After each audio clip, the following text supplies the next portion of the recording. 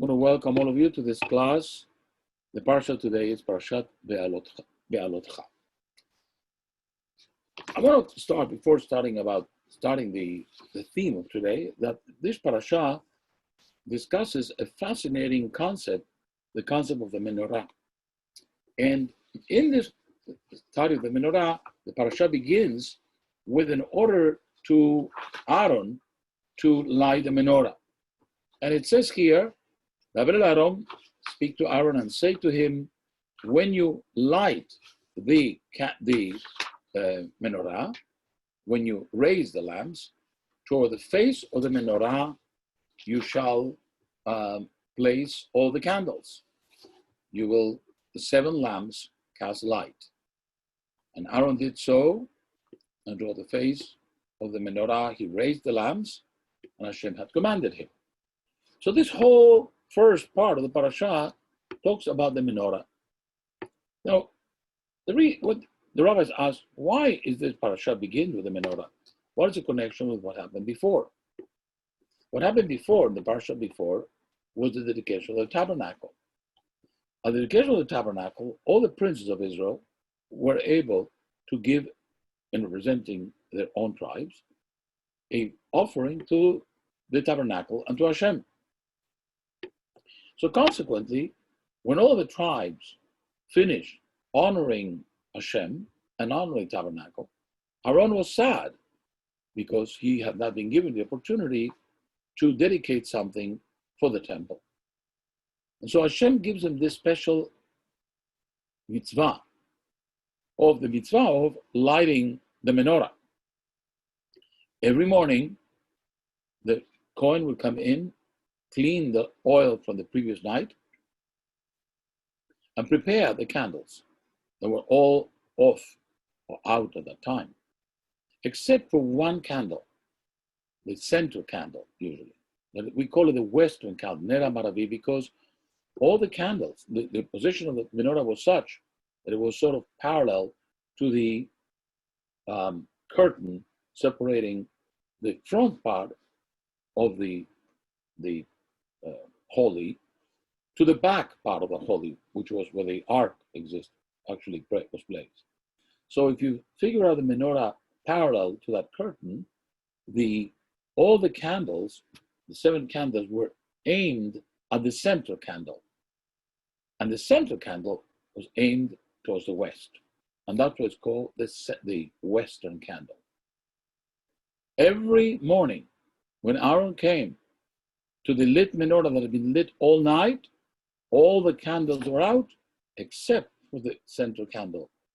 That candle represented the constant, unending relationship that Hashem had with Am Yisrael. The light never went out. So he would clean all the candles, and then at night he would light all the other candles. And that is the way the menorah service took place every day.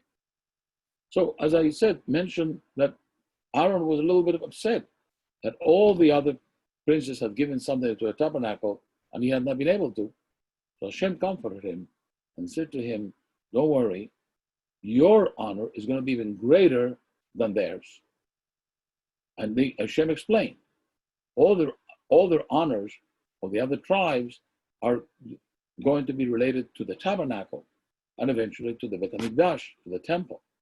Unfortunately, one day the temple is going to be destroyed, and all these offerings and all these special honors for that tabernacle or that temple will no longer be practiced. You, on the other hand, in your capacity, your mitzvah is going to be forever. A very strange statement, because if there's no temple, there's no menorah.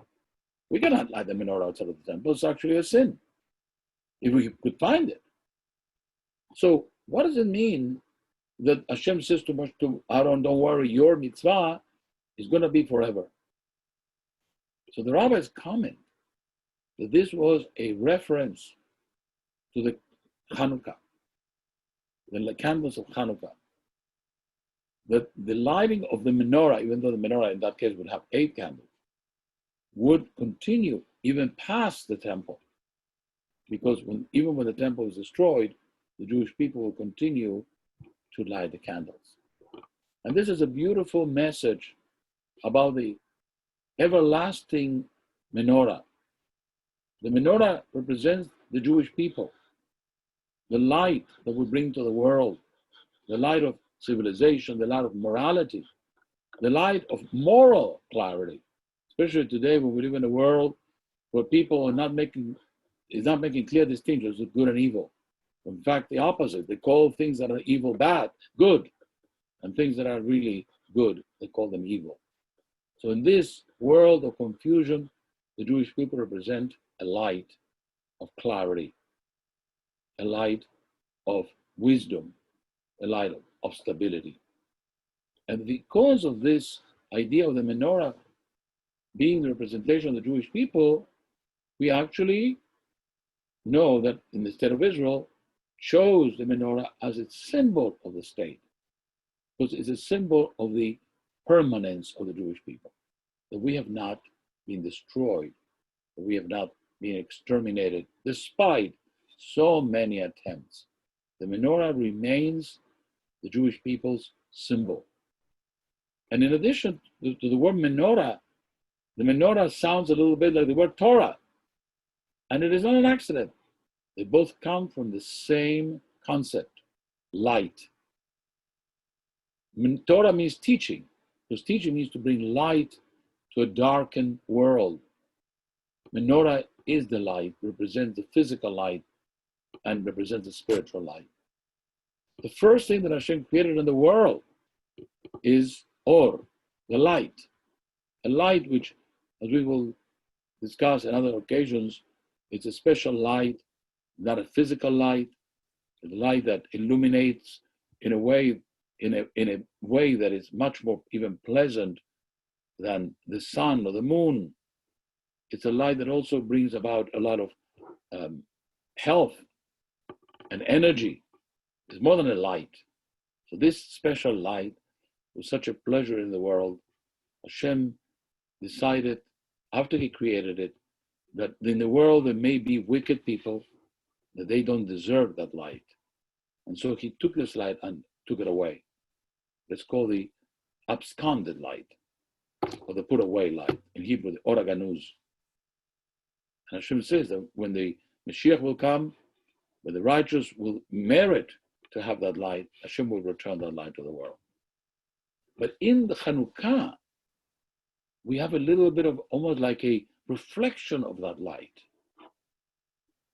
So the lights of Chanukah not only remind us of the menorah of the temple that Aaron, as we said, was going to keep permanently,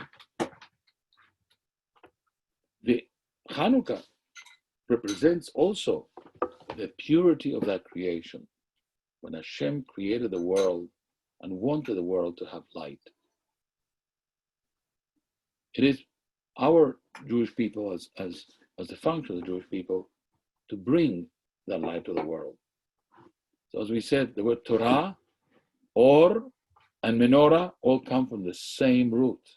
Similarly, we find that the word for teacher is Moreh, also a guide, is a person who shows the way.